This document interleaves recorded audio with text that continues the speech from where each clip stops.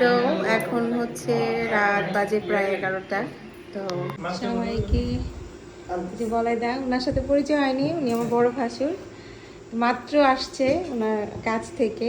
তো সবাই বসে আছে, এখন সবার ডিনারের পালা। কি কি দিয়েছে? দিয়েছে বেগুন ভাজি, কাতলা মাছের ফ্রাই, আর ঝুরি আলু ভাজা। ঝুরি আলু ভাজি। এইটা বেস্ট না? এটা মাসি বানাইছে নিজের হাতে। তাই? আচ্ছা, তাহলে তো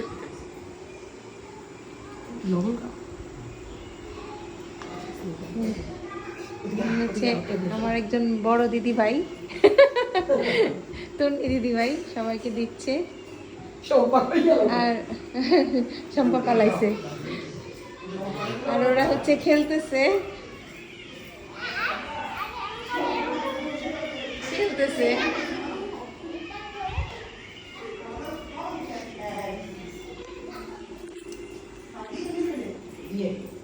এখানে মাংস কেন হয়েছে এখানে?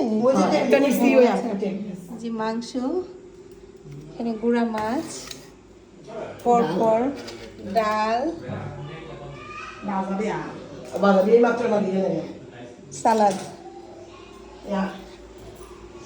ও মাংস এখানে দিয়ে গেছে। হ্যাঁ, দেশি মুরগির ঝোল, বলা এটা গ্রাম থেকে নিয়ে আসছে। বাহ, কি কালার আসছে দেখছো?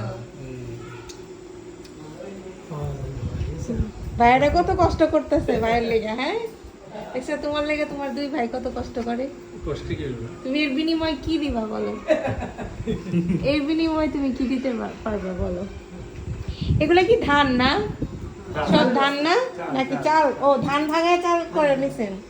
এগুলো হচ্ছে মানে খেতে এবারের ধানের ইয়া করা চাল। কতটুকু আছে এখানে?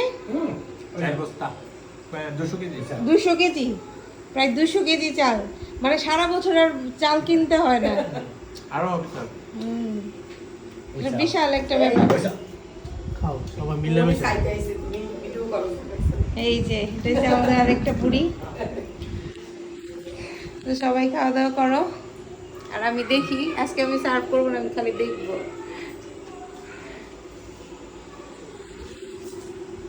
তুমি তো আমাকে হচ্ছে বসাই দেওয়া হয়েছে, বলতেছে যে আজকে রাখি খেয়ে নিতে, কালকে দিদি ভাইদের সাথে খাবো। তো আমি বসে গেছি, কি আর করার। আমিও নিয়ে নিয়েছি ঝুরি আলু ভাজা, যেহেতু যদিও রাতের বেলা খাওয়া হয় না, আজকে অনেকটা ভাত নিয়ে বসছি, আজকে খেতে হবে, তাই খাচ্ছি। খেয়ে দেখি।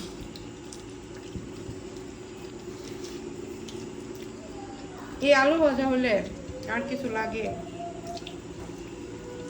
সাথে মাছ ভাজা, বেগুন ভাজা। ভালো হয়েছে তো। ভালো হয় নাই করতেছে, মানে মাসিমণির মনের মতো হয় না। সে তো এক্সপার্ট, তার মনের মতো এটা হয় নাই, এটা বলতেছে আর কি। তবে আমার এবার ইচ্ছা আছে মাসিমণি আমার একটু নিজের হাতে কিছু একটা রান্না করে খাওয়া। একবার মনে আছে আমার ইলিশ মাছের একটা ঝোল খাওয়াইছিল প্রথম যখন আসছিলাম আশীর্বাদের পরে। ওই ইলিশ মাছের ভাজাটা আমার মানে তরকারিটা খাইতে খুব, বেগুন আলু দিয়ে, হ্যাঁ রাইট, মনে আছে। আমি শুধু মাছের রাতে খাইতে চাই। মাসিমণির হাতে ইচ্ছা আছে আমার একটা। না ইলিশ মাছ বড় কথা না, মানে মাসিমণির হাতের একটা কিছু আমি খাবো।